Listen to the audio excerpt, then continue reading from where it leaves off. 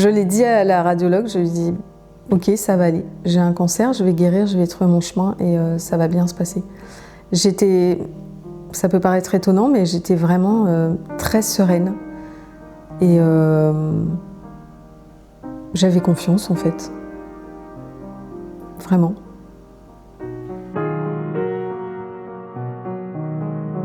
J'ai écrit ce livre, Le choix de guérir, dans lequel en fait je témoigne d'une phase de ma vie qui est mes choix de guérison d'un cancer du sein, puisque j'ai tenté la médecine classique et finalement choisi de me guérir via d'autres possibilités de médecine alternative globale qui résonnaient plus pour moi. Eh bien, on m'annonce un cancer et que moi, je vais commencer par là, de dire qu'il s'agit vraiment de mon histoire, de mon point de vue et de mes choix, et que tout est possible, parce que pour moi, il y a vraiment autant de solutions qu'être humain. Donc là, je vais vraiment parler de moi. J'ai vraiment, moi, senti tout de suite que ce qu'on me proposait en médecine classique n'était pas du tout adapté à ce qu'il me fallait. Et donc, j'ai cherché, creusé, internet, lecture, rencontres, pour finalement me rendre compte qu'il y avait d'autres possibles que ce qu'on me proposait, qui me convenait mieux. Et donc, j'ai fait ce choix. Donc, j'ai fait les 3 premières chimios d'un protocole de 12 mois. Et finalement, j'ai tout arrêté pour me soigner naturellement via des médecines globales, alternatives, notamment l'endobiogénie, qui est une médecine tout à fait sérieuse, créée par un cancérologue, qui base toute sa médecine sur le fonctionnement de la thyroïde et qui soigne via l'alimentation, les plantes, les compléments alimentaires, enfin tout un processus tout à fait sérieux. Tout ce qu'on me proposait côté oncologie résonnait vraiment pour moi en trop lourd en fait, trop invasif, trop lourd, comme je déclenche la guerre, sauf que là, pour moi, il s'agissait de mon corps et je déclenche pas la guerre à mon propre corps, donc j'ai souhaité envisager autre chose. Et en fait, j'ai parlé beaucoup à mon corps et je lui ai dit ok, là je suis malade. Le cancer, ça se déclenche quand même, c'est prouvé aujourd'hui, donc j'ose le dire, il y a une grosse part émotionnelle dans le déclenchement du cancer, dans beaucoup de cancers. Et du coup, j'ai fait ce choix de dire, tu as des choses à me dire, donc je vais t'écouter en fait. Je vais faire en sorte de comprendre ce que tu as à me dire. Et du coup, plutôt qu'on soit alliés l'un à l'autre, qu'on fasse équipe pour la guérison, plutôt que de déclencher la guerre en mode combat, parce que c'est pas ma vision de la guérison. Alors, je dirais que c'est plutôt mes choix et la voie que j'ai prise qui m'ont vraiment permis d'apprendre énormément sur moi, sur moi perso, mais aussi le fonctionnement du corps, sur ses capacités de guérison, sur les possibles qui s'offrent à nous.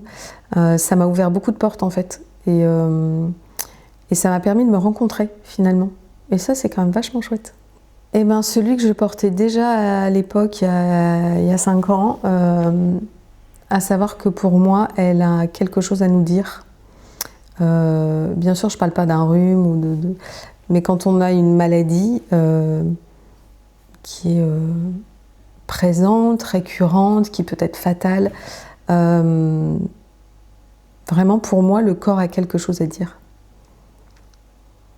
Alors au départ, j'étais pas du tout partante parce qu'en fait, j'ai été très bien entourée pour ma guérison par différents thérapeutes avec leurs talents et leurs compétences et ce qu'ils ont à offrir au monde. Et certains d'entre eux m'ont très vite poussée en disant « Tu fais des choix différents, ce serait vraiment bien que tu le partages parce que ça peut justement donner de l'espoir, ouvrir des portes ». Moi, j'étais pas du tout partante en disant mais non, je suis pas écrivain, c'est pas mon truc. J'ai fait mes choix, voilà, laissez-moi tranquille dans mon petit coin. Et finalement, j'ai eu l'occasion d'en parler à différentes personnes concernées par la maladie. Et puis de fil en aiguille, je me suis rendu compte que pour moi, en moi, ça vibrait de partager. Et j'avais face à moi quelqu'un qui était vraiment intéressé, qui était interpellé, qui posait beaucoup de questions et qui finalement me disait « mais il faut que tu en parles, c'est important ». Bon, on me l'a dit 1 fois, 10 fois, 20 fois, au bout d'un moment, je me suis dit « bon, il y a peut-être quelque chose à faire ». J'ai fini par écrire ce livre et puis prendre le temps aussi de le laisser mûrir avant de choisir de le lancer dans l'univers. Au départ, quand je l'ai écrit, comme mon élément déclencheur, c'est le cancer, j'étais sur plutôt un élan des personnes qui ont un cancer. Et en fait, je me rends compte par les retours de lecture que j'ai, que en fait, ce livre, il s'adresse à tout à chacun. En toute humilité, vraiment, mais parce que j'y aborde beaucoup de thèmes, en fait, parce que mon élément déclencheur, c'est un cancer.